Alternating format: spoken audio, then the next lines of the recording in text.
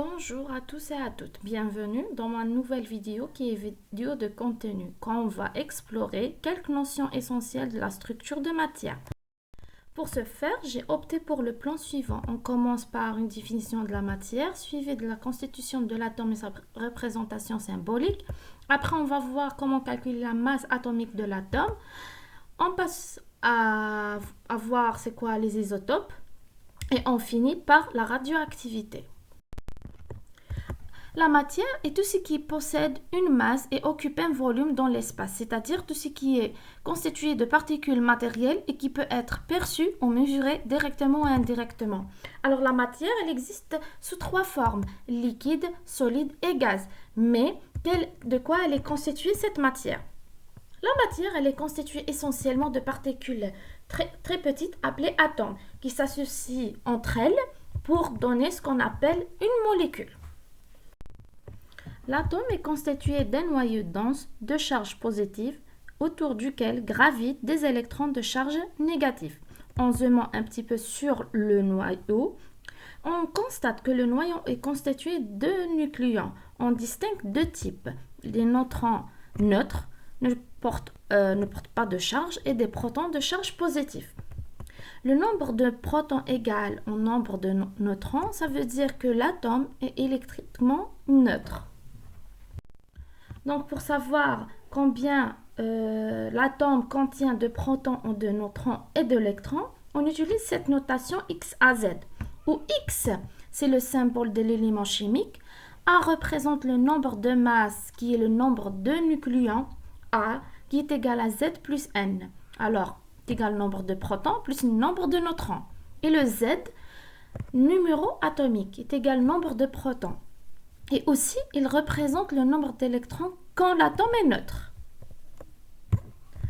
Alors, pour calculer le nombre de neutrons, le N est égal à A moins Z. On prend un exemple d'oxygène. Le oxygène 16,12. Le nombre de masse A est égal à 16. Le nombre Z, ou le nombre atomique, est égal à 8. Qui veut dire 8 protons et 8 électrons. Pour déterminer combien le nombre de neutrons, c'est facile. On met A moins Z, alors 16 moins 8, qui va donner 8 neutrons. Maintenant, on passe à la masse atomique de l'atome. La masse, en général, d'un atome, elle est calculée comme ça. L'atome est constitué de protons, de neutrons et d'électrons. Donc, la masse, ça va être la somme de ces trois. Donc, c'est Z fois M, la masse d'un proton, plus le nombre de neutrons fois la masse d'un neutron, plus Z fois la masse d'un électron. Mais dans le tableau suivant, on remarque que la masse de l'électron, elle est très faible devant la masse du proton et de neutron. Donc, dans ce cas, la masse de l'électron, elle est négligeable. Et la masse de l'atome, elle va devenir comme suit. Donc, est égale à Z fois la masse des protons, plus N fois la masse du neutron. Ou autrement, c'est Z fois MP, la masse des protons, plus A moins Z fois la masse des neutrons. La masse de l'atome, elle peut être calculée en kilogrammes, comme elle peut être calculée en UMA. La masse qu'on appelle l'unité de masse atomique. Elle est définie comme c'est 1 sur 12 de la masse d'un atome de carbone, 12. Donc, 1 UMA est égal à 1,66054 fois 10 puissance moins 27 kg. Maintenant, on parle des isotopes. Les isotopes sont des atomes d'un même élément chimique qui possèdent le même numéro atomique Z, mais un nombre de masse A différent, c'est-à-dire le même nombre de protons, mais le nombre de neutrons différent. On prend l'exemple de l'hélium. L'hélium, comme on remarque, ils possèdent le même nombre de protons et d'électrons ou le même nombre de masse Z, le A différent, ce qui veut dire le nombre de neutrons qui sera aussi différent. Pour calculer la masse molaire d'un élément ou d'un isotope, est égal à la somme de XI fois MI, où XI distingue l'abondance naturelle de l'isotope, I de masse molaire MI. Maintenant, on parle de l'énergie de cohésion. C'est quoi l'énergie de cohésion? L'énergie de cohésion, c'est l'énergie qui maintient le noyau assemblé. Elle mesure donc la stabilité du noyau. Plus cette énergie est élevée, plus le noyau est stable. Elle peut être donnée par ces deux équations. La première en joule, la deuxième en méga-électron-volt. Alors, le défaut de masse delta M, elle est donnée comme suite.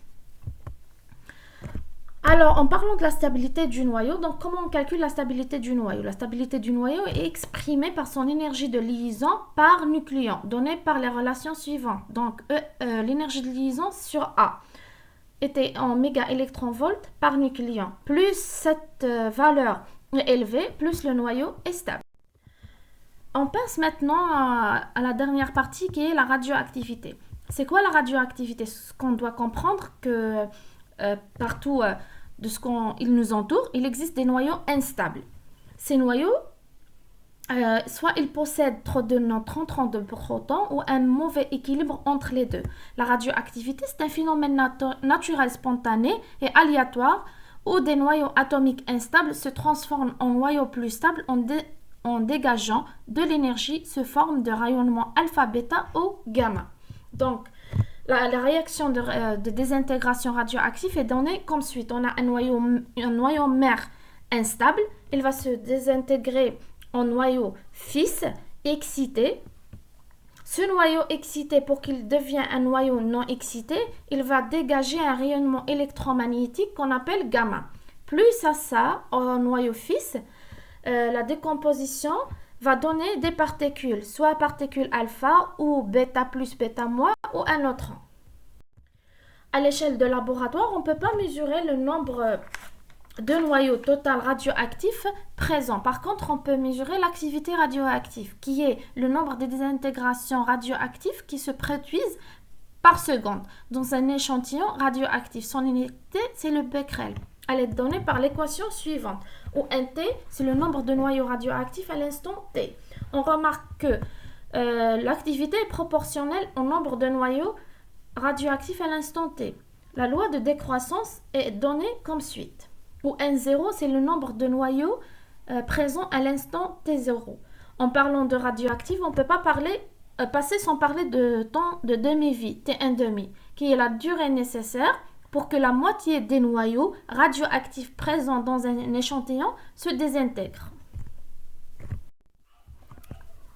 Je vous remercie pour votre attention. À bientôt avec une autre vidéo.